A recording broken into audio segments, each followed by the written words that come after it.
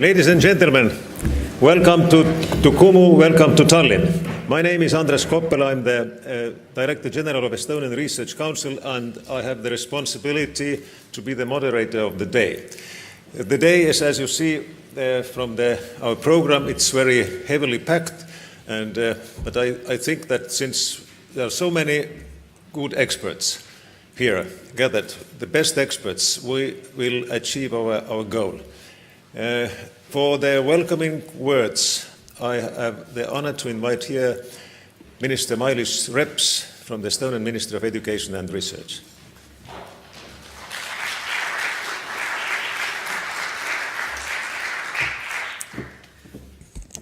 Thank you very much, ladies and gentlemen, dear friends. I start with the usual words of how honored I am to be here this morning. And it is really very, very big compliment that many of you great experts have gathered here to discuss such an important topic. I hope you will get not only a good exchange of views, but you can really have a good opportunity to meet once again with all our good colleagues and have also unofficial discussions, which actually is at least half of every seminar and conference. It is also a great honor now to invite everybody to Estonia because due to European presidency, we are in a peak of many discussions and also it's very, very good to have a new input into our discussions also in EU level. As you know, we are now finalizing quite many conclusions. The title of this conference or seminar is The New Tools for Spreading Excellence and Widening Participation in Research and Innovation Programs. It is appropriate and timely to discuss it because in a present context of the developments in Europe, the countries of the Baltic Sea region have a long history of cooperation, starting with the establishment of Hanseatic League in the 13th century.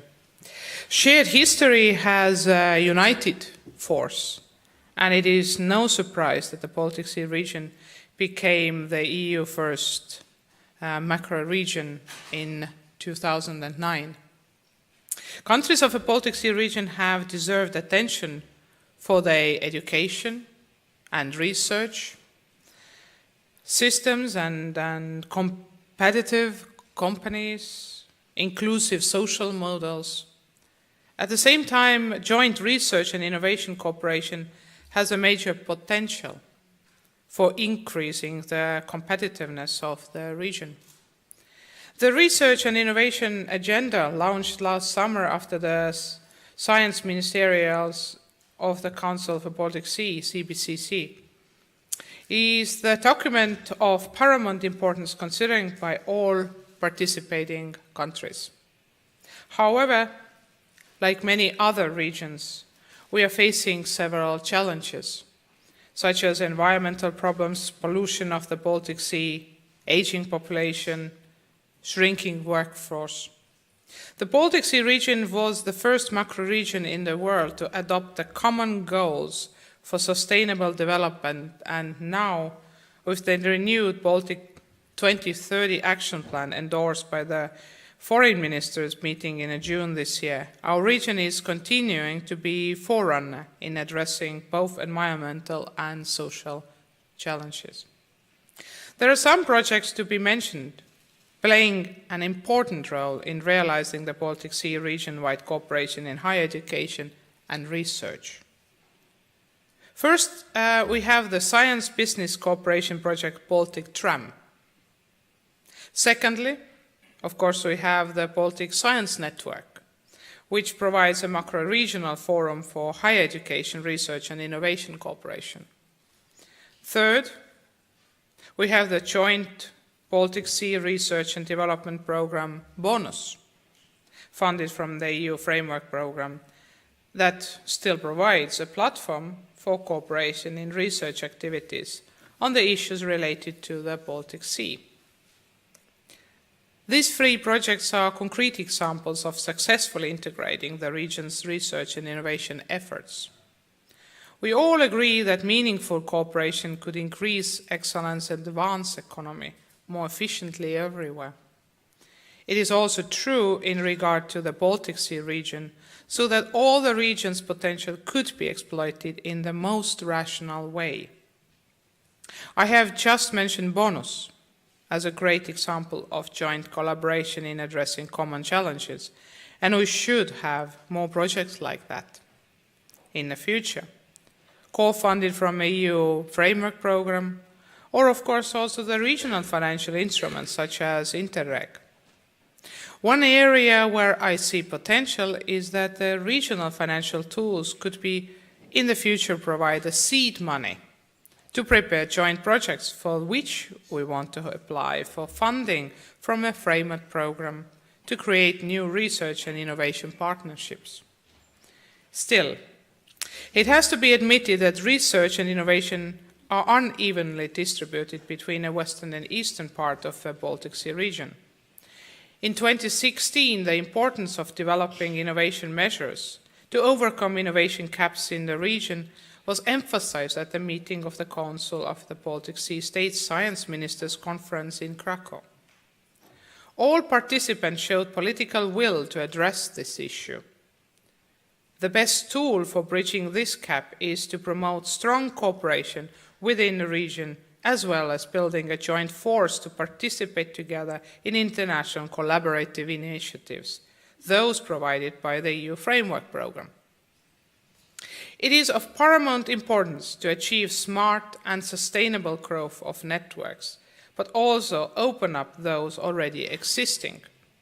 Still, we have to ask, widening regional networks and enlarging the number of partnerships, is it an asset or just allocation of resources? This question needs to serious discussion and informed decision, taking provided with really sound arguments. And that is exactly what this conference is for. Ladies and gentlemen, in today's world, independence, particularly at the regional level, provides both risks and opportunities. Nevertheless, they call for more cooperation, especially at political level. The potential added value of this conference is to gather input for development of policy measures in our region as a whole, but also for all our respective countries considering their specific circumstances. It means we need national action plans, but also suggestions for macro-regional strategy. The Baltic Sea region has been a good example of effective, peaceful, and constructive cooperation with meaningful integration. Moreover, still better integrated research and innovation activities hold many opportunities for the future, and it deserves to be used. I invite you today to discuss these opportunities by focusing on how we can make the region strong as a whole and how we could tackle social issues through research and innovation. I would like to highlight the fact that the research can only inform about the state of things. Actions must be taken at internationally agreed political level. I sincerely hope that this conference can greatly contribute to fostering research and innovation initiatives in the Baltic Sea region, and as a result, make a stronger player in entering transnational initiatives. Thank you very much for your kind attention.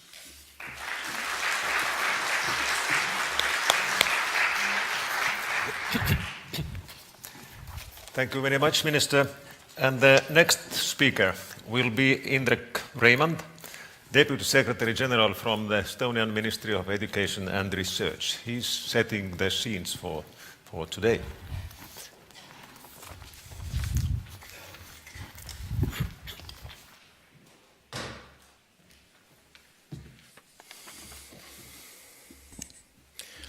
Dear Minister, colleagues, partners, ladies and gentlemen.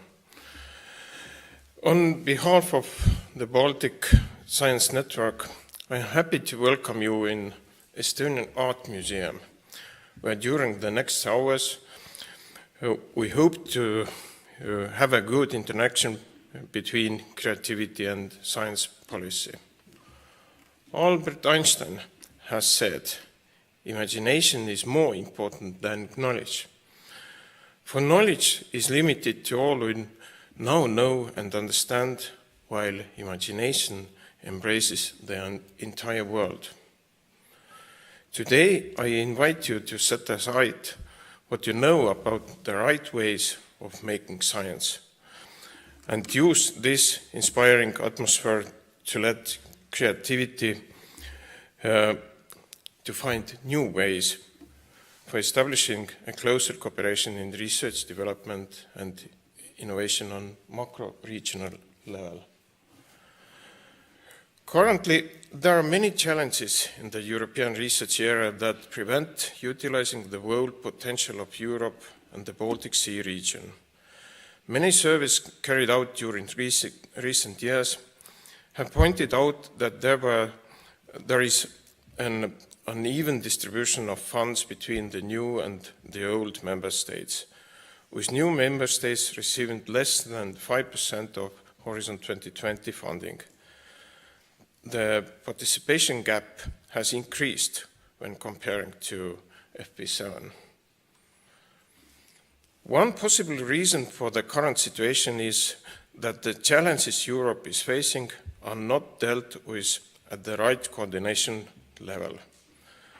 There are challenges too large for one country to solve, at the same time affecting a smaller subsection of Europe. The Baltic Science Network is trying to find a macro-regional solution. It builds a platform for a closer regional cooperation addressing the challenges of higher education and science. Baltic Science Network is a policy network gathering relevant policy actors from the Baltic Sea region countries. The current network was established in 2016 in Krakow, back-to-back with the CBSS Science Ministerial. The lead partner and founder of the network is Hamburg Ministry of Science, Research and Equalities. The number of partners and associated organizations is currently 24. Among the members, there are regional and national ministries, university networks, research agencies, organizations around the Baltic Sea region that all have two things in common, the Baltic Sea and the hope for a strong research and development cooperation around it. The Baltic Sea Network is open to new members as well. The main objectives of the network are science cooperation, science policies, strategies, and synergies with, on different levels. One possible solution is establishing multilateral cooperation programs between a few countries of the region and then gradually expanding.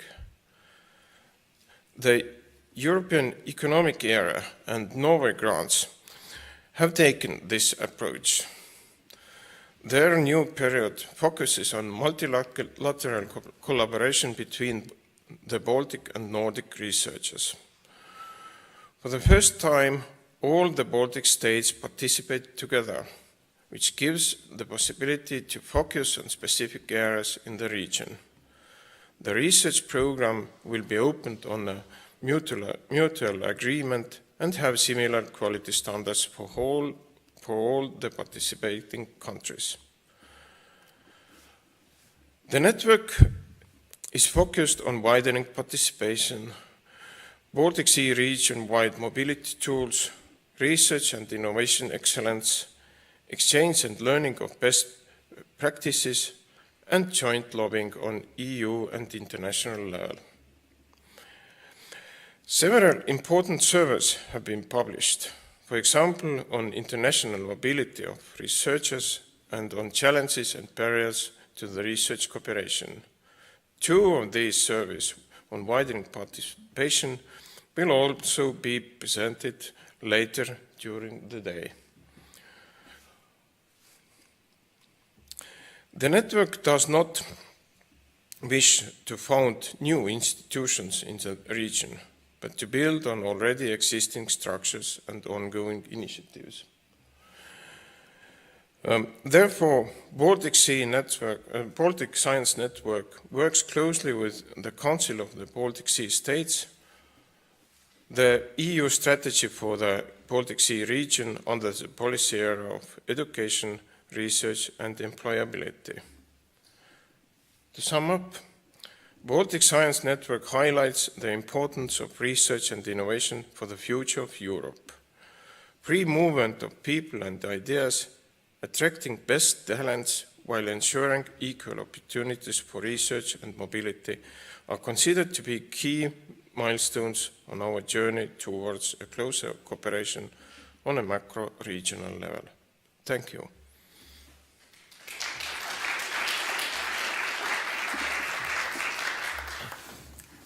Thank you, Mr. Raymond. And now I have the honor to invite on stage the participants of the first session. Mr. Dimitri Korpakis, who is an expert on widening. You all know him for his efforts and while working in the European Commission. Gunnel Gustafsson, long-time director of Nordforsk. And we have Anders Bergström, coordinator of the policy area, education, research and employability from the EU strategy for the Baltic Sea region. And we have Mr. Mike Charrett, director of external partnerships from Climate Kick. So since we have a very tough schedule, we try to be still to accommodate all the speakers and to have a time for discussions with, among the speakers of the panelists and also among the audience in the hall. So I hope that we'll have a fruitful day again. And please, Mr. Korpakis, the floor is yours. So you can peep the slides over here. Okay, ladies and gentlemen, good morning. It gives me great pleasure to be here, to be able to address you, and special thanks to the Estonian presidency that gives me this opportunity to talk on a topic that was very close to my heart when I was in the Commission. And actually, 15 months after leaving my desk, this debate is still very current. And actually, this is a debate that started almost 7 years ago. And it's surprising that it is still going on with, I would say, the same intensity. People are looking how best are going to address the issue. And you have seen that in the different reports that we have seen these last months, it is still high on the agenda, and my view is that it will be also an issue for the discussions leading to this 9th framework program. So we are going to discuss this topic, but then let me set a little bit the scene of how we have come here. In my view, this is another proof that it is part. This is something that is part of a greater problem. And the problem is that it starts with the fact that the knowledge economy is not something that will come in the future. We're actually living in the knowledge economy for some time now, and it has been producing already a lot of adverse effects together with its, of course, positive impact. Because the knowledge economy actually changes everything we know, and it actually changes the way mainly we learn, the way we produce knowledge, and the way we value this knowledge. It operates also increasingly in a context of increasing globalization, which, as you know, has positive and negative impacts. Recently, the Commission has produced a paper on harnessing globalization in a better way, looking into its social impacts, because globalization is fine, but increasingly people realize that there are those that are not following as they should.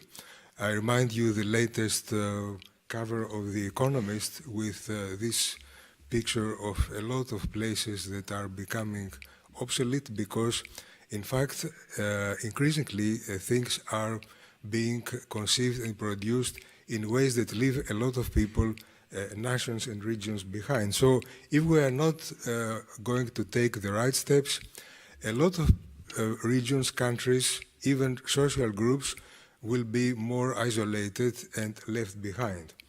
So it is, what can we do in fact? We need to undertake efforts to reposition things better and to develop a new growth proposition based on knowledge asset.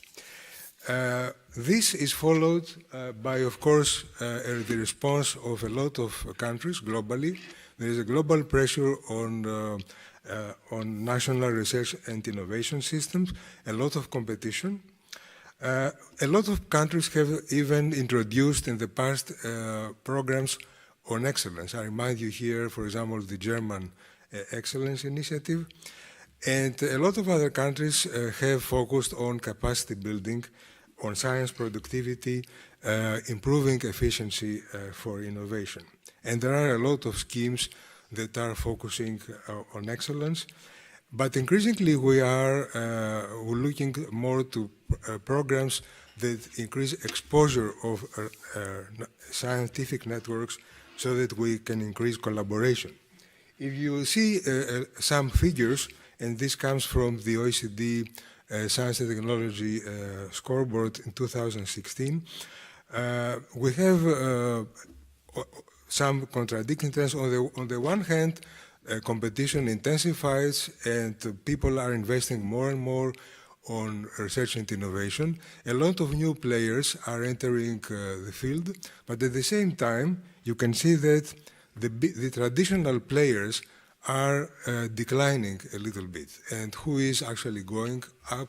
China. China is surprisingly investing on research and innovation, and slowly it overtakes the capacities of what we knew as an established world order in science and innovation. A look to our own vicinity and to what concerns the topic today has to do with the integration of the new member states, a story that started in 2004 with a big enlargement, where you could see that by far, even in terms of scientific publications, countries of Central and Eastern Europe were actually getting behind. I remember I have shown this slide when we had the first evaluation exercise of the first widening proposals in 2014, and it was published in Nature. So you could see that even the most productive country at the time in terms of scientific publications, Poland, if compared to Germany, it's only a tiny part of it. So we have a problem in excellence, although a lot of the new member states have invested heavily in research and innovation, and Estonia is one of them. Are these efforts really paying off? It's a question. But it's a question also because of the problem of catching up economies. So we are in a catching up setup where countries are trying to find out, to see how they can gain the ground that it separates them from those that are running far. But there are a lot of theories on that. Some people say you can just leave it to the market, and then there will be corrections. And some of them will survive, some of them will win. I remember we were explaining this to an American cohesion policy, and he said, I don't understand, some regions will win and some of them will lose, so why do you need to have a policy on that? But there are also theories that say that if you want to help this catching up, you need to increase exposure to networks. You need to expose people more to the front runners in the technology frontier, and these theories were more developed for the firm. But you can see also that this can apply very much to research institutions, to universities as well. One of the, we have enablers in the union's policy. One of these enablers is the framework program. The framework program is not a new thing. It is firmly rooted in the treaties, but it actually starts to become what we know today after the Maastricht Treaty. But it's surprisingly to see that across the treaties, if you go starting from the after the Maastricht Treaty and all the treaties that have followed, Amsterdam, Nice, and now Lisbon, you can see that the main objective is, on the one hand, to build a competitive knowledge economy, but then at the same time, do it in a context of sustainable development, meaning also an inclusive environment. Not compromising on excellence, but bringing more and more people on that. Now, why this is important? This is important because the knowledge economy is an area where the union can really play a leading role. We cannot do it by lowering wages, we cannot do it by lowering our environmental standards, but we can possibly do it with knowledge. And we have the means to do it because the last programming period, you've seen we have more than 80 billion from the multi-annual financial framework. And, but the point is, as I said, the globalization context that we are operating means that there is an increasing difference between those that are going fast and those that are being left behind. So we had some alarm bells that rang for the Commission when there was the interim evaluation for FP7. And in two successive presidencies, the Council asked the Commission to do a specific analysis on what are the real problems on lagging participation. Analyzing country participation is something very popular. It was always very popular for the analysts. It is very difficult to approach the truth because, as you know, countries do not participate in the framework program. It is organizations that participate, and it comes then to measure performance by organizations in a national or regional context that could give you the performance indicator. Nevertheless, the figures that the experts have seen were quite alarming.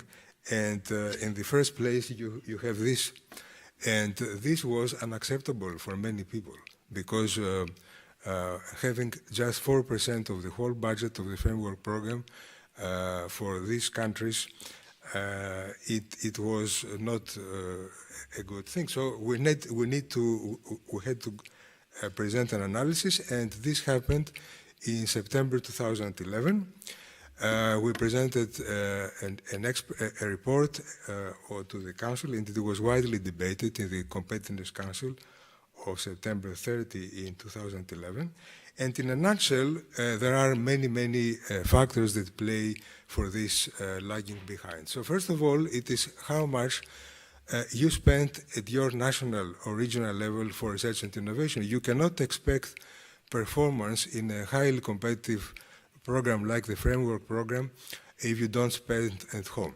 So you have first to spend at home to increase the chances for having excellence at home. Then there is a lot of synergies between what happens at the European level and at national level. A lot of countries have taken sometimes the route of mimicking the framework program to design their own national policies. This has good and other adverse effects. It's not always very productive, but it helps in some ways to align priorities, although a priority setting is another big problem.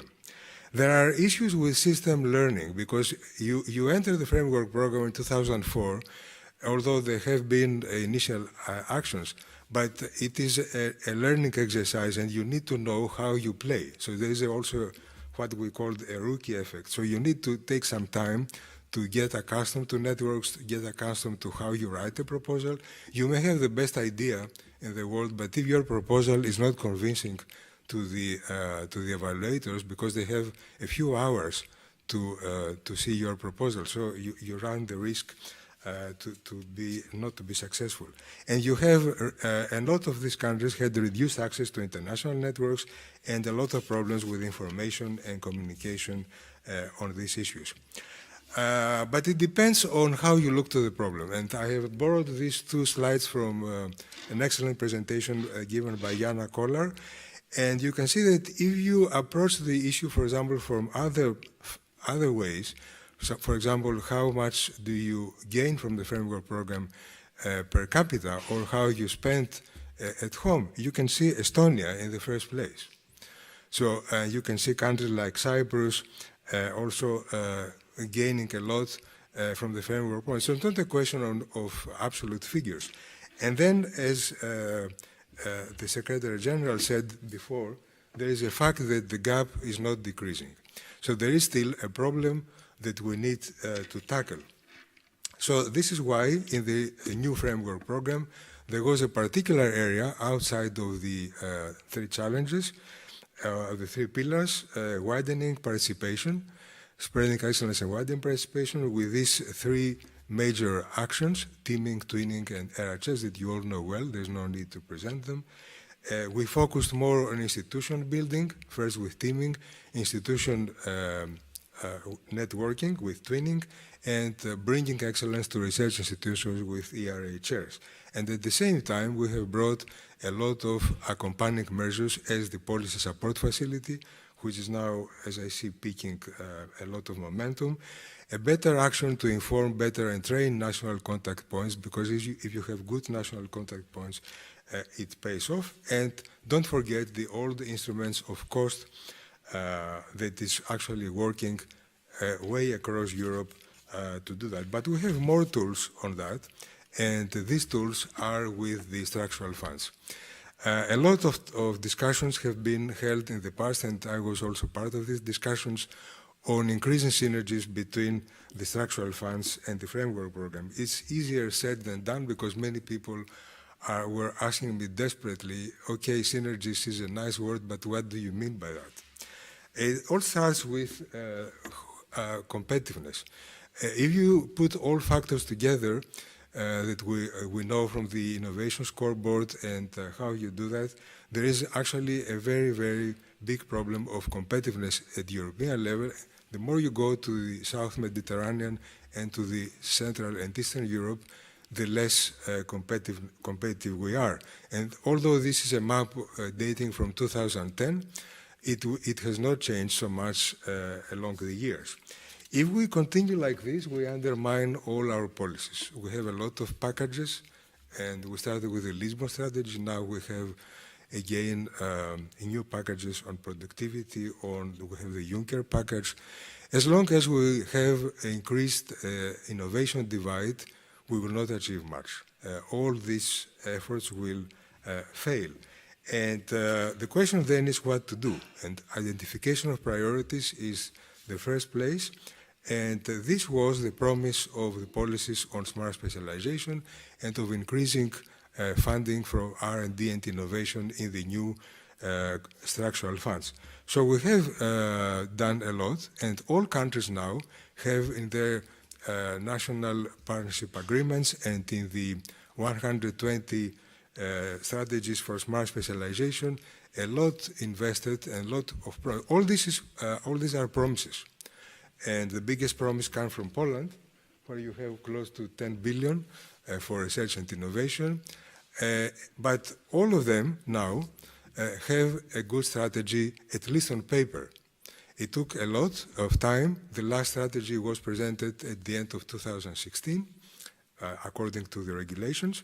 But at least all of them now have an established plan for smart specialization, which is not just picking winners or picking the best of your factories or performers. It's actually identifying the best growth drivers for the future, where your promises for the future lie. And this is something that the Commissioner will not tell you.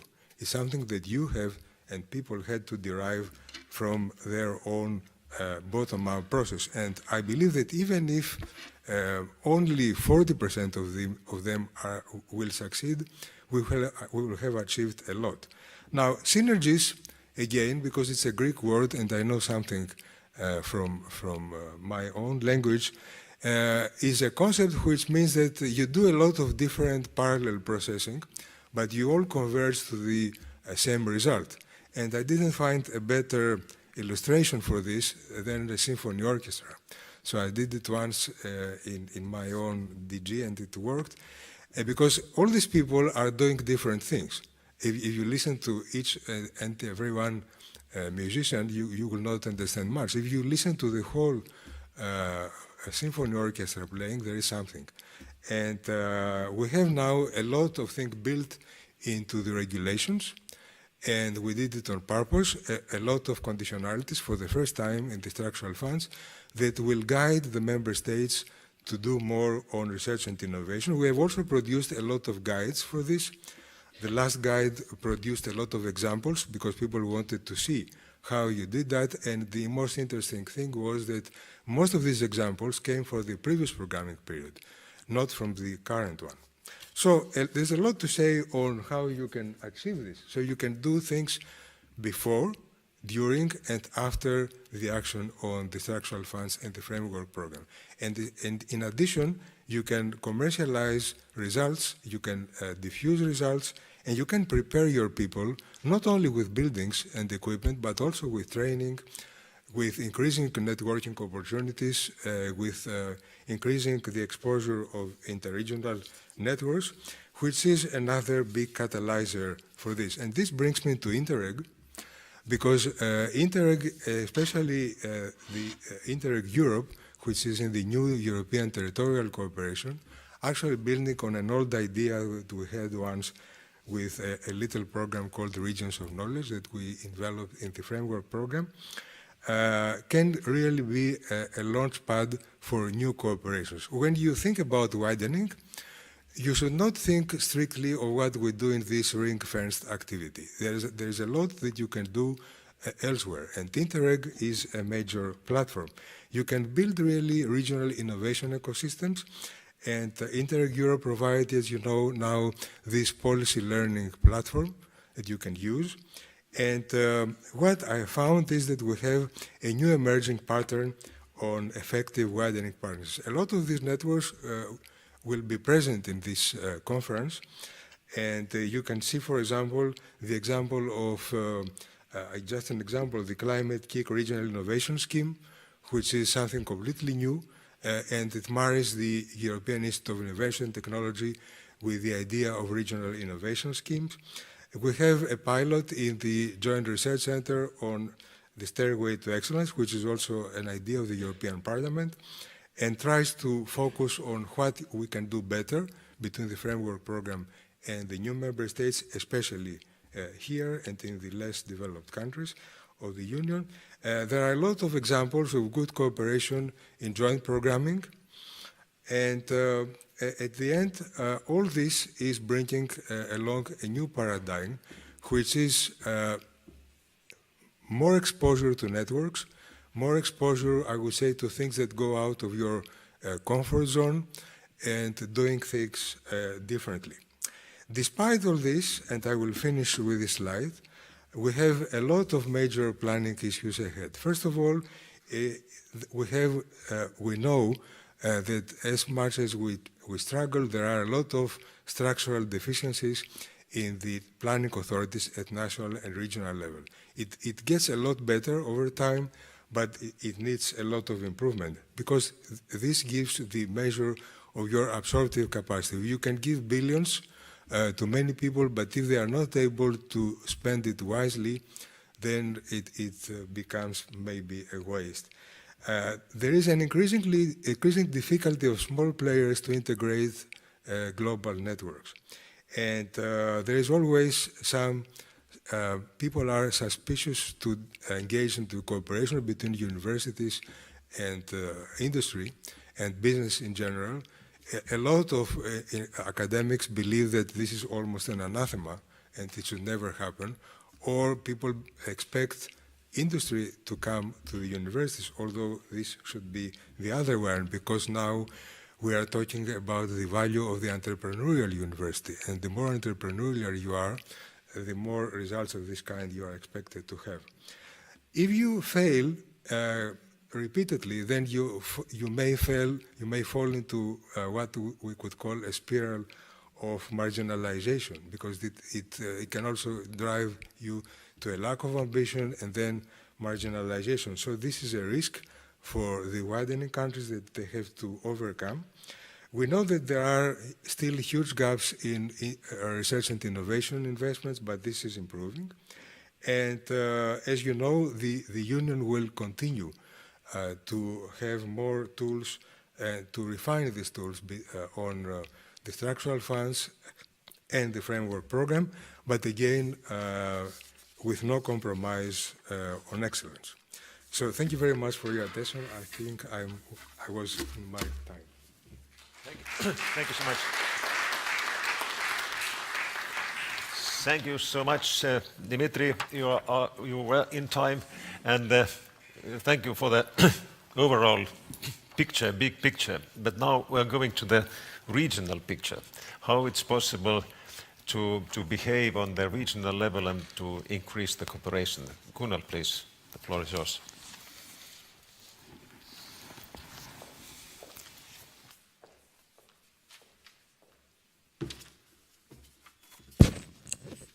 Thank you, first of all, for inviting me to this very important event and debate, and thank you for the overview. I think it's a good start. I will now say a few words about from where I come. It's this organization Nordforsk, and it's from that perspective I will speak and say some words later on. What is my experience of what has happened during the period of Nordic cooperation on research and education. Nordforsk was established by the Nordic Council of Ministers in 2005. So it's a young organization. I have been there all the time because I used to be a member of the board of Nordforsk in the beginning, and now I've been the director of Nordforsk for 8 years. It is a platform for cooperation on research and research infrastructure. And research infrastructure has become, over time, more important. And I think this interconnection between good research and research infrastructure is something also to focus on. The main stakeholders here are the national financing bodies. It means, for example, the Research Council of Norway and Sweden, and similar counterparts in the different other 5 Nordic countries. We have a basic funding from the Nordic Council of Ministers, 120 million NOK, which is a small sum of money as compared to what is there on the national level. But we have contributions with twice as much money, the expectation at least, and we are almost there now, from the national funding agencies. At least 2 Nordic countries and 1 non-Nordic has to work together in order to get access to Nordforsk money. We have some results from what we have done so far, and it has increased the quality of research. It has been cost efficient, I think, especially in research infrastructure cooperation, that's evident. And there has been impact also in many ways on innovation, but also in the dialogue with different users. It has been proven that it has improved success on Horizon 2020. And And for those involved in the research programs, there has been visibility and better possibilities for them to recruit, for example, PhDs and postdocs. So this is basically from where I come. Now, what has been the, you can change the slide. What has been the lessons learned? What can I say at this event? I think it's a little bit of repetition of what we already heard. It's very important to be long-term and to set goals that are long-term and not expect success to come fast or easy because this is a step-by-step process. You need to build networks and contacts. It's all about conferences like this where you meet people. So that is very important to start being ambitious and go from there and take it step by step. And keep sustainable pressure for increased collaboration and excellence and increased participation, of course. And discuss possible alliances and partnerships that are quite open. Like on the Nordic scene, it could be 2 countries and 1 other country. We have some big programs now where we have all the 5 Nordic countries and Holland and Great Britain. So, and also we have participants in some of our programs from the Baltic countries. Discuss these different partnerships continuously and don't think in the box, think outside. It might be alliances with other regions that complement your research agenda. I think it's important, at least to start with, to use networking and mobility. And there are instruments for accomplishing that. I think for the Baltic region, it is also possible to explore more the possibilities for further cooperation with my organization, Nordforsk, and for sister organizations like Nordic Innovation and Nordic Energy Research, because they are all open to cooperation with countries outside on certain conditions, of course, like co-funding and so on. I think extremely important is to have somebody responsible for making things happen. It's very important that we have blessing from the political level, but there has to be a machinery to keep this pressure and to accomplish things on the ground, in the research communities, at the universities, among funding agencies, and at the EU level as well. I could foresee, and I put something very cryptic here, could it be in the Baltic region a movement like it was in the Nordic, from Norfa to Nordforsk? And Norfa was basically a network building thing, a twinning thing, to put it in that terminology. And when that was evaluated by, after quite a long time, the next step was taken to go more for teaming, bigger initiatives, more important, because the networking is important as a first step, but it might not always in the long run be the only or the best way of really getting attention and increased participation and quality. Thank you.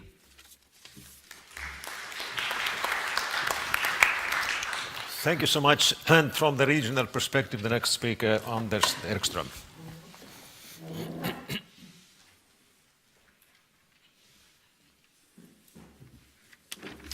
So, good morning. I will start to introduce to you this macro-regional strategies, and it is laboratories for a new Europe. And what do I mean with that? Today we have 4 macro-regional strategies, and as we have heard, the Baltic one is the oldest one, and we are still quite young, just started school.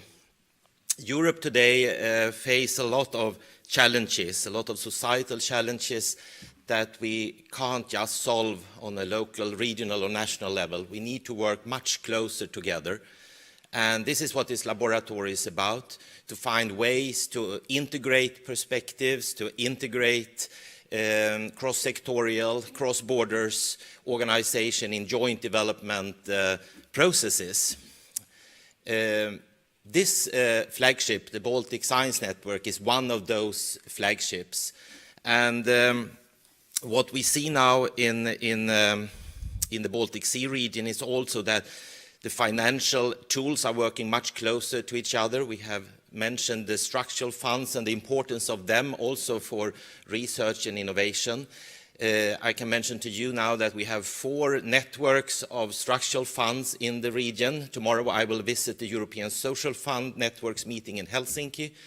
They are working now to start to prepare for the next program where they will integrate this possibility to work much more on a macro-regional level with the structural funds.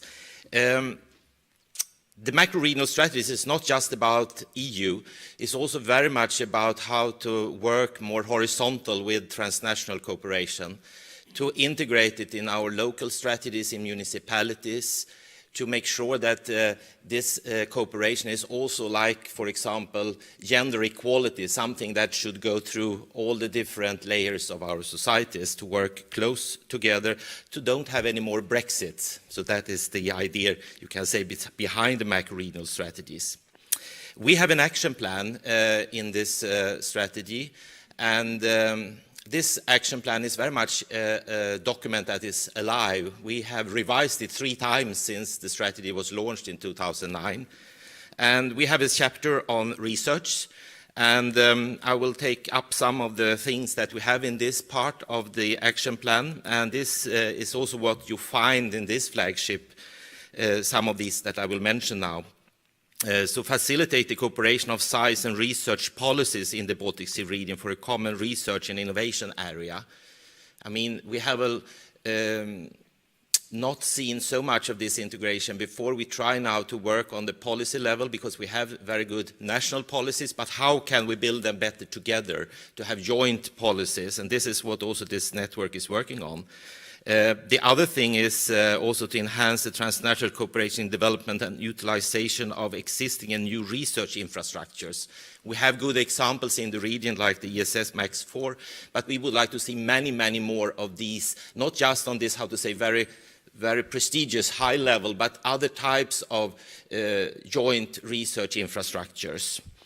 Attracting researchers from outside the Baltic Sea region to research institutions is very important. We need to be more attractive, and outside the Baltic Sea region is certainly not just Europe, it is also the rest of the world, to make sure that this is where you would like to come for working with research. Increasing research mobility within the Baltic Sea region, we have highlighted already. That is very, very important, certainly, to build a closer relation between researchers, and best practice and learning from each other in the field of science and research. So this is something from this action plan, and as I said, it's a live document. You are welcome to be part of the new writing. We will revise it in 2019, so you are welcome to ship in good ideas.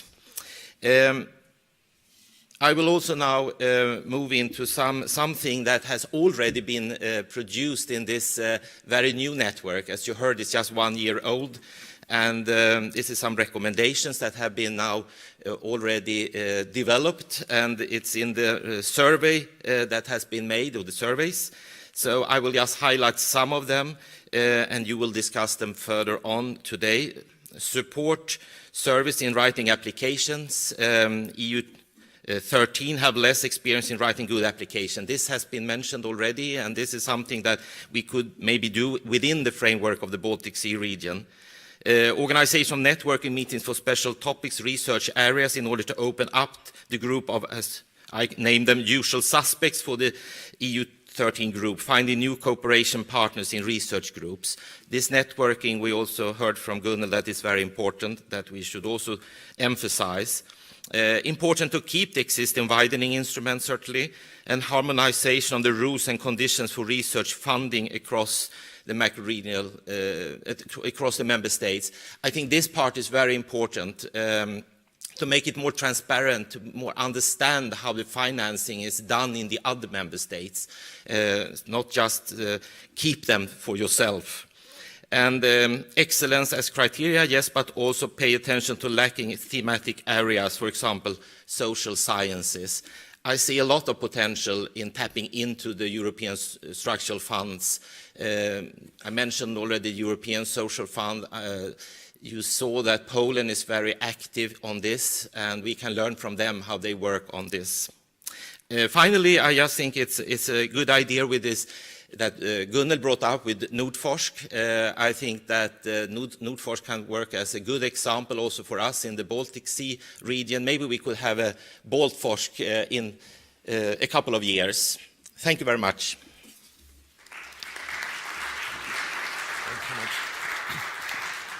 So, and the next speaker will be Mike Sherratt, Director General of External Partnerships, Climate KIC. Hi, everybody. You can see me. I can't quite see you. How many of you have worked with Climate KIC or EIT so far? Great, that's a good challenge. Only 2 of you. How many of you are policymakers? How many of you are researchers? How many of you are from the private sector? 1, 2. Okay, great. Just to give me a feel. Now, I'm going to scamper through what EIT and the KIC model is. So I'm going to fly at high altitude very fast, but that's to seed you with lots of questions to come back with me later. And does this drive the... There you go. Right, so this first of 3 slides is just giving you an overview of what we might look like. So the KIC, K-I-C, stands for Knowledge Innovation Community.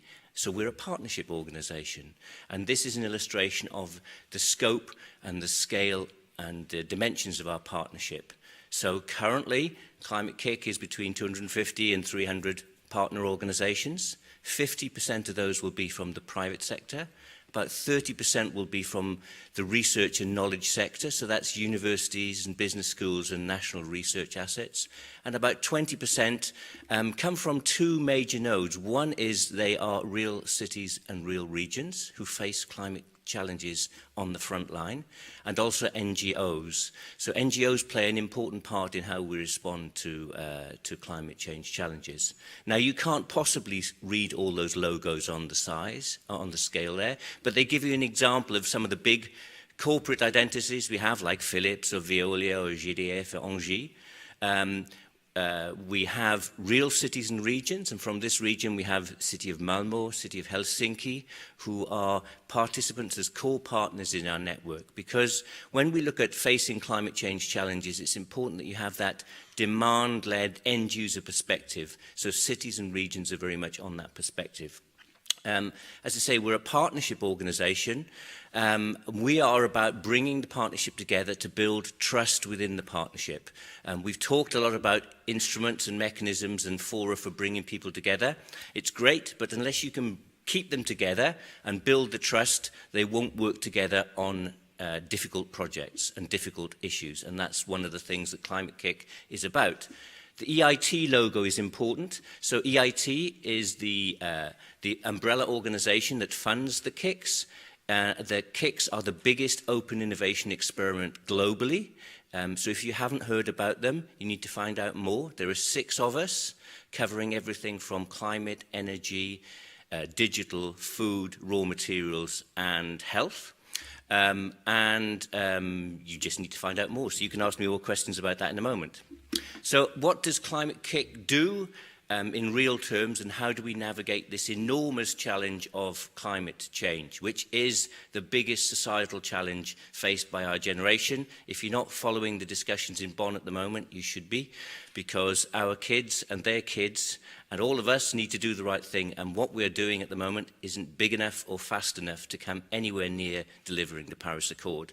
So Climate KIC is about bringing the sectors together to have impact across a broad range of activities.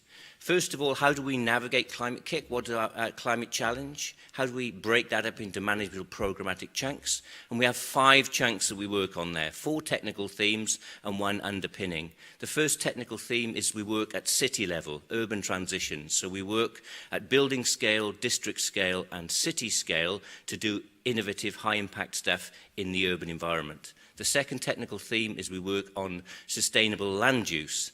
So we are working there in terms of smart agriculture, smart forestry, and adaptation. The third technical challenge we face is a program is around sustainable production systems. So how do we decarbonize our production systems? How do we make the circular economy real for real businesses and real regions? How do we look at industrial clusters and regions that are currently economically deep in hydrocarbon or CO2-rich production systems and navigate them to a better place? The fourth technical theme is what we call decision metrics and finance. And that's our program where we work with the banks and the finance and the insurance sector to give them new risk and modeling approaches so that they can de-risk things and get the money flowing to the right places in terms of high climate impact projects. I won't go through the, I guess reflecting on some of the discussion this morning, we do innovation in those areas. So another way of looking at our business is we've traditionally spent around 50% of our budget, which is something like 80 to 90 million euros a year from the Commission, but we multiply that 3 to 4 times by our partner contributions. So we've traditionally spent about half of that money each year on innovation. So we do innovation projects.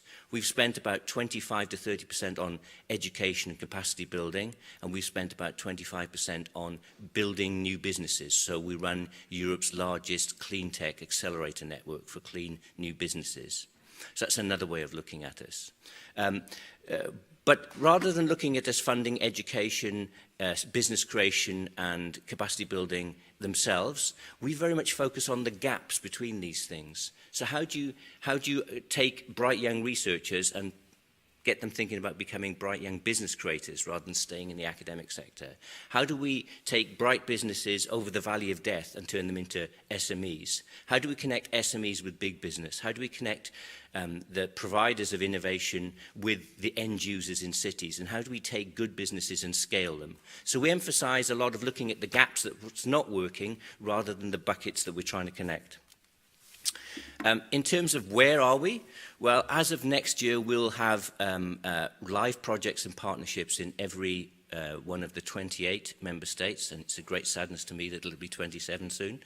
That means that we have pan-European connectivity already. We already have offices in 14 member states. Now, the Regional Innovation Scheme that EIT supports Climate Kick and the other kicks to deliver is very much to address the challenges that we saw earlier around the EU13 shortfall in innovation performance. So we emphasize working with the EU13, so that's countries from this part of the world down through Eastern Europe and across the Mediterranean, to help connect them with our ecosystem, but to also help them build their own ecosystems and connect regionally, interregionally to our network, and as we develop internationally, and I can answer questions on where we're working internationally in a moment. It's, for me, I don't know, I don't know when you met your partner, your wife or your boyfriend or girlfriend or husband, and you met them and you said, you're kind of an average looking sort of person, or you're not quite good enough. That's a crappy way to start a relationship. So our relationship with the RIS countries and the EU13 isn't based on that at all. It's based on the fact that if you look at climate adaptation challenges that Europe faces, the biggest costs are going to be borne by the EU13. So in the Mediterranean, in southern southeastern Europe, those countries will, as we get climate wrong or too slow, have to spend the most in Europe to overcome those challenges. So that's why we work. The other reason we work is people innovate, not governments, not companies necessarily. People innovate, and they innovate in response to the challenges they see and they face. And everywhere we go, across Europe, we find fantastic innovators, and it's our job to support them and to connect them in their own countries and regions, but also across Europe. And that's how we work. I'm not sure I need to say too much more other than in this part of the world, we've had a relationship with Estonia since 2014. We brought Latvia into the network last year, and we'll bring Lithuania into the network next year. We normally start by connecting bottom-up with organizations. So in Estonia, we've done a lot of emphasis on connecting with Startup Estonia and supporting acceleration of new businesses in Estonia, connecting those. We've connected Estonia to our education and mobility programs. So that means that we're now hosting these programs and bringing researchers and companies from all over Europe to Estonia. One of the things that we need to do better is to actually get the outflow more. We have very few students, for instance, from Estonia actually participating and going outwards through our programs. But now is the time for us to connect more effectively with the sort of organizations who are in this room today, and to connect more effectively with the different ministry departments, because we are very much looking at addressing the shortfall of ERDF and structural fund spend to meet the needs that we see as important, around research, but actually what we see as important as Climate Kick around the shortfall of ambition on structural and regional funds, hitting the 20% target for this current funding framework to do good in climate change. We are failing to do that effectively. So connection for us is about connecting at European level, connecting at member state level, connecting at regional and also subnational and local level. And unless we get those different levels of the elevator stop right, we continuously lock ourselves in floors on the elevator ride. So we need to do much better about that. We need to do better to improve our research and innovation performance in Europe. But it's critical for us to do that in terms of climate change performance. And just back to what I said about the Paris Agreement, don't believe that it all is good out there. We are moving too slow, and we aren't going to meet those targets, and that's bad news for the whole of Europe, and it's bad news for this region in how it faces its climate challenges as well. So hopefully I've seeded some questions, and look forward to answering them with my colleagues when I sit down. Thank you. Thanks so much. So, ladies and gentlemen, now we have the time to, after we've listened the presentations, we have the time to discuss the things. Actually, the most important things, I take your word for the last presenter that we have to look at the things to combine all the levels, starting from the European, national, regional, and institutional level. How to do that in the best way? That is perhaps the most difficult question. That's what we tried to tackle today. But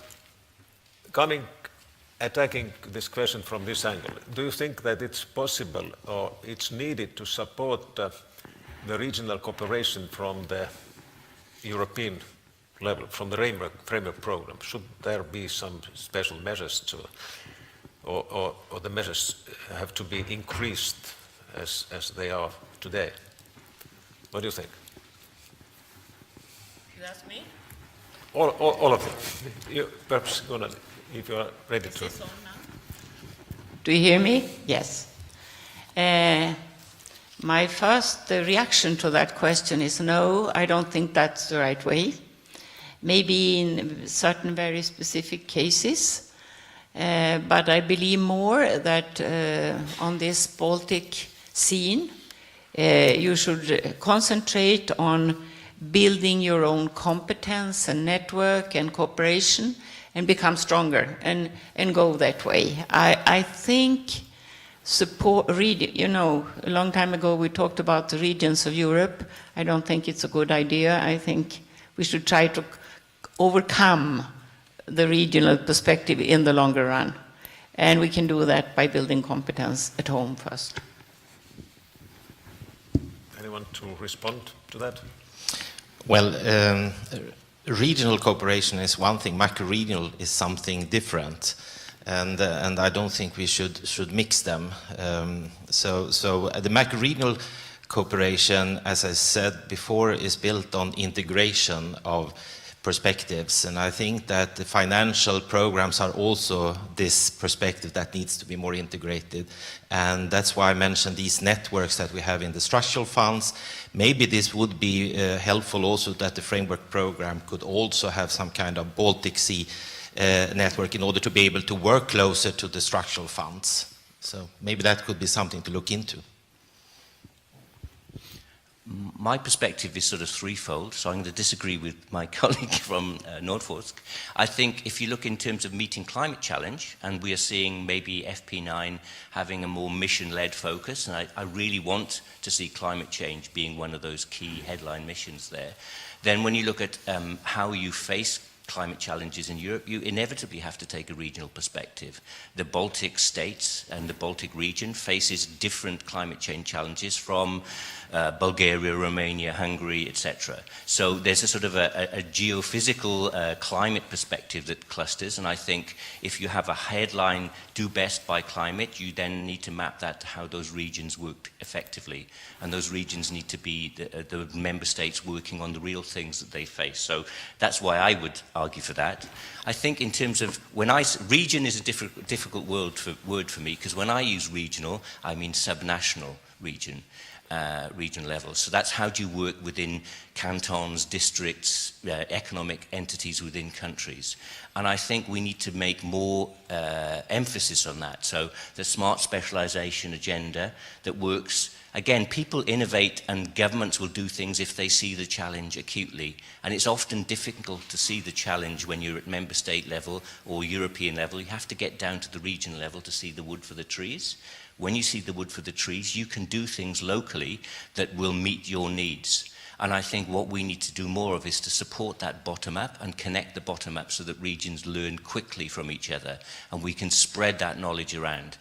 So I think I'd love to see more emphasis on that regional perspective. So there's a bit of an ambiguity. Oh, final thing I would say what we need to do is we need to talk our own different languages. We were very good at being comfortable scientists or business people or policy makers or policy wonks in Brussels. We're really poor at talking across those divides. And unless we get better at that, we'll lock ourselves into DG silos or ministerial silos. And the key challenges we face in the next decade and the rest of this century are how to connect horizontally, not do vertically things. I think I agree with what you said last here very much. I think we have to be careful with language, because when I say regional, I mean kind of across countries in the Nordic region, for example. But you mean something else, and I think that the bottom-up approach, the anchoring of, for example, climate change needs to be addressed bottom-up and top-down. And of course we cannot solve any of what is happening in that sphere by only regional activities. Of course not. But what I meant was that we should start by building regional strength and in your term, regional strength, and then address the issue. We at Nordforsk have had a long tradition of looking at climate and climate change and adaptation to climate change and so on.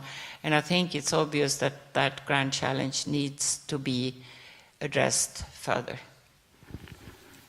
Yeah.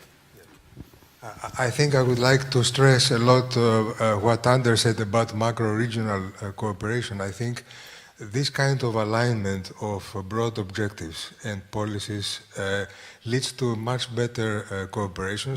I would say, in a way, I would say standardization, but it's more like getting to know better, first of all, yourself at the regional level, but then compare implicitly what you are doing with other policies, and so learning by others. Learning by others is actually something that it leads to major progress, and through the macro-regional cooperation, for example, what you said about what you are doing about cooperation in terms of education policy, I think it's extremely important. And then you can see the new institutions that have been built again through the development of the EU's policies. For example, what the IT is doing now, we were completely unable to do it with the framework program alone. And this is a major progress. The fact that you are able to build this kind of regional innovation scheme, and I know a little bit the background to this, was a major thing. People didn't really notice in the beginning, but I think what the IT is doing there, it's of major importance. So, understood.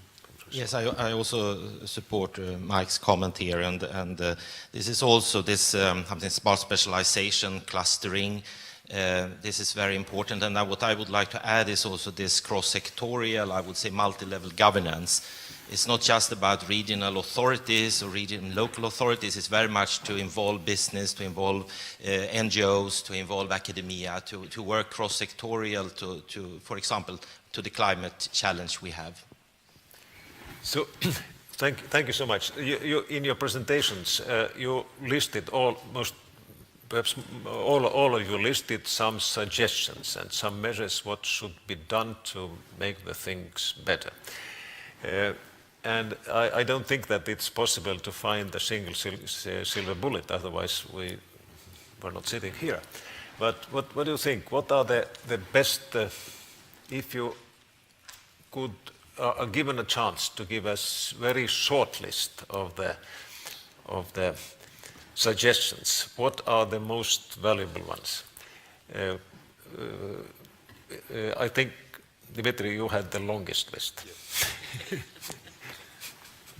I think the list may look long, but I think it can be shortened down to the fact that we need to be more, to facilitate more and more networking, to get people to work together, to learn how the others are working, and give the most opportunities, especially to young scientists, to participate in scientific networks, but then open up the university world to be more open to new ideas, to cooperate with the business community, and to have this interaction towards innovation. Because, for example, everything that the EIT is doing now builds on this particular concept. The more you are open to this kind of networks, the more successful you would be, not only in the framework program, because the framework program is just one part, small piece of that, but in the wider collaboration opportunities. Anyone wants to respond, to add? I agree on most things said here. I think that we have to also be careful with words here. What is innovation? I think the across the sector thing is really, really important. And to have this dialogue between different basic research communities, applied research communities, and the business sector is one of the key issues here. Well, I think we need to work much more closer together in Europe. We are not utilizing the full potential of the European Union, and I think that this is very much the takeaway from what my message is, and to work closer together. We have an advantage here in the Baltic Sea region because we have the Nordic cooperation that is 100 years old, that are really working very close together with multi-level governance as a guiding principle. So I think that we have a good opportunity in Europe to actually realize this cross-sectorial, cross-borders, much more closer to the citizen relation building between the member states. So this goes also for research and innovation, and we should do it in many other areas also. I wrote down 4 things, and my challenge is now I have to take my glasses on and off to read them, and my handwriting's terrible. But I think I started with clear articulation and strategy around what you're focusing on. So for the Baltic Sea region, from my point of view, focusing on the strengths you have in forestry, turning that into smart businesses that provide smart, low-carbon construction could be one of those. But that sort of ruthless focus of 3 or 4 priorities that get people to rally around would be something. I think then to connect with the end users, I think one of the things we see is as researchers and tech businesses, we come up with bright ideas and we push them without actually exploring at the other end what the need is or how to talk the language of the end user. The third thing would be look inwards as well as outwards. So there I think one of the things that we neglect, I'll use an example. We're very used to working with the best universities. Everyone knows who they are in every country. when you look at effective action locally, you find that it's the second stream technical universities who maybe connect better with their locale to do more innovative things and address the needs for the people who aren't going to be Nobel Prize winners or CEOs, but are going to be participators who drive businesses in their region or run local departments in their city or whatever. So I think we don't need to be elitist, we need to be all-encompassing there and connecting. And the fourth thing, gosh, I think it relates to that thing about being able to navigate other people's languages. So as many of you as researchers, you know how to play the Horizon 2020 game, you know how to do proposals there, but you've probably not the first idea on who to go to as national delegated authority to access something on structural or regional funds. We need to be smarter in those sort of domains too. So I think now it's time to ask what the audience thinks about that, and what kind of questions do you have? You have the possibility to put questions to the distinguished panelists. Do you have questions? If so, please introduce yourself as well. Yeah.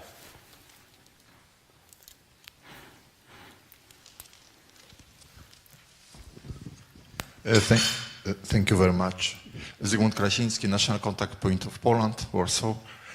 I think the question which was presented by the moderator was very good.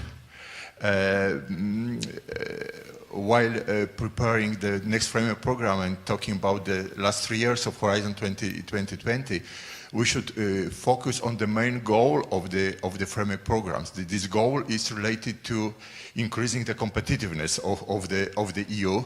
So in this context, I think it is very important, of course, to implement some regional, local reforms and new strategies, how to work better with the synergy between the national funds, structural funds and framework program. But also we should focus a little bit what we can do on the level of the framework programs as well. Because first of all, in order to improve our EU competitiveness, we should think about how to use the full EU intellectual potential. So the excellence exists everywhere, not just in the Western countries. We should remember about it.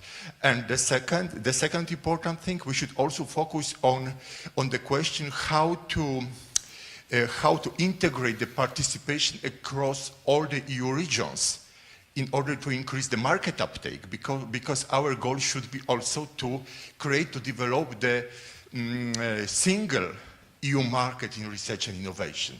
For example, in transport, in also climate change or something like that. So I think that looking on our challenge, which is long-standing, with this innovation gap, we should be smart and we should be able to create some smart also instrument, maybe mainstreamed widening instruments, maybe some impact requirements, putting attention on how to integrate participation across all the EU regions in order to create a single European market. Thank you. Thank you so much. Anyone wants a chance to respond, or you agree totally with that, what was said? I would agree. I think my 3 priorities for FP9 would be more innovation. I know you're a largely research organisation, so that might be scary. And I think we're seeing a dialogue around that from Commissioner Modas and others. So what new innovation, what better innovation means, how you do it is a big question, and it's really good that we're addressing that. But more innovation, less research. I think the second thing would be, don't be fooled by my accents. The fact that most of the budget gets spent in Germany, France, the Netherlands, the UK is wrong. We've seen the evidence. We should tip that balance to make sure we level that playing field. So I think more EU 13 leveling the playing field. But to then effectively connect with the better off innovators in Northwest Europe is important. And also as key part of that, back to I sound like a stuck record, going to that subnational regional level. That's where real innovation matters, I think, and where it's created. And the third thing I'd appeal for is not to throw the baby out with the bathwater, as you say in English expression. And there's a real curse in Brussels that if Every 7 years, if it hasn't worked properly or you don't like it, you want to kill it and create something else.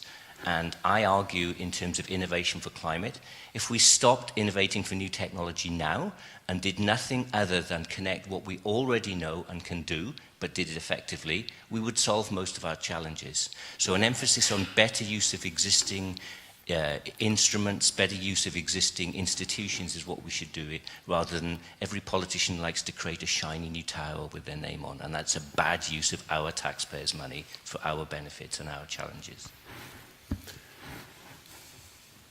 So, we have still time to ask a couple of questions from the audience. Please introduce yourself. Thank you. Alessandro Barbagli from DG Connect. I'm head of sector in the unit which is responsible for research strategy and program coordination in DG Connect. And so I would like to say that I mean, a lot of emphasis has been put now in the panel and the discussion on networking. And well, I must say that from our experience, this has been something which has been working, it looked in the last year at least working, I mean, quite well, which is one of the actions when we started some years ago to identify some possible actions for support of new member states. Among the various things we try to do, I think there were two main things. One is, let's say, the training. So we put a lot of emphasis on training on the work program on the Horizon 2020.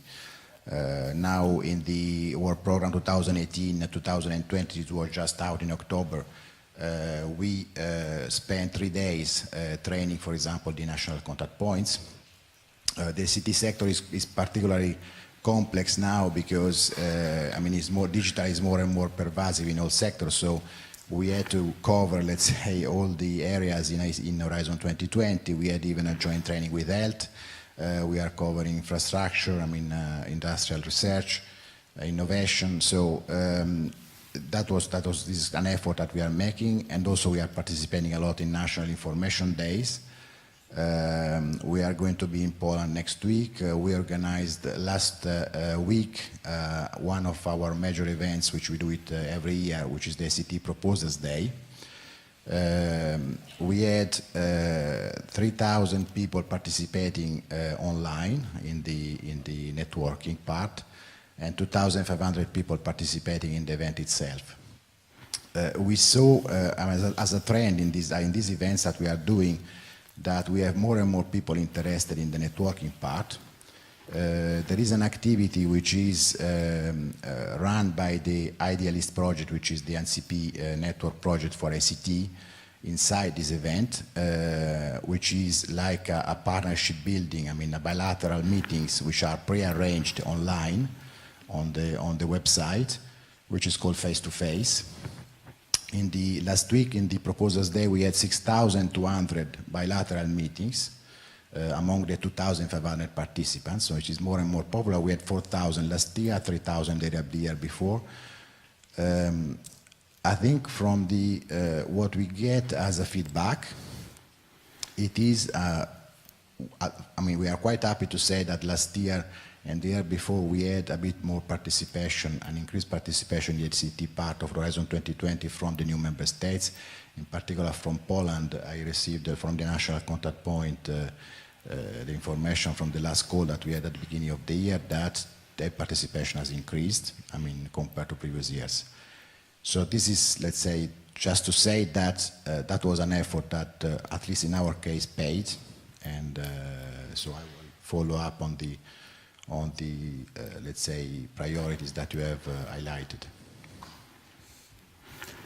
So, thank you so much. I think that we have used our time quite efficiently, but still, is there anything that you would like to add to this discussion, what we heard from the other participants on the panel and the discussion? I'm hogging the microphone, but this time only to say that my colleague from Danish Technical University, Henrik, is in the audience, so if you want to hear, we have a very strong Nordic network, We want to have a very strong Baltic part of that network to join with it. But if you want to hear the good stories and the horror stories bottom up from one of our major universities, and there's nothing second-rate about DTU, I assure you, then talk to Henrik, talk to me, and we can give you the warts and all, as we say in English, expose about whether joining our network or how to join it or how to get to work with us might be appropriate for you. I also, for the question or the intervention that we heard last here, I think that it's very important with capacity building. I mean, networking is not enough. We need to invest in capacity building because we need to understand each other's languages. And this is particularly important when we start now to work with the different funding sources because they are really silos. And here is capacity building the key to success. I think it's very important to be both short-term and long-term and to try to accomplish something as a first step, but also be open to changes in the environment. It's very fast changes globally now. So when we identify climate as the main challenge, it might be accompanied with some other really large challenges as well. I just want to emphasize what was said in the last intervention. I think information days are extremely important, and not just having, a ceremonial part. You need to engage with people. The Commission, in my view, should be more present on the ground. We have a particular project that we introduced, which is called the Ncp Widening, which links together all the national contact points on widening and beyond.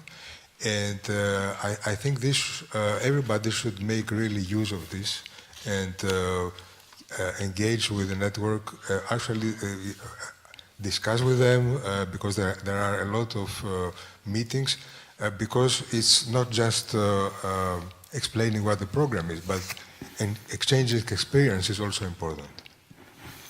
So thank you all very much, and I think that we have been able to collect some ideas for the final discussion of the day. What are the responsibilities of the national players? Because everything we can't expect on the networks only, but we have to commit ourselves as well. And to the question of the size of investments into R&D, that is quite obvious, and it's interconnected with this national commitments. And also, I very, very much want to underline what Gunnel emphasized, the long term, the term of the things, what will happen. They don't happen at the same time, very fast. We have to be patient, but we have to have a good strategy and the vision and ambitious ahead.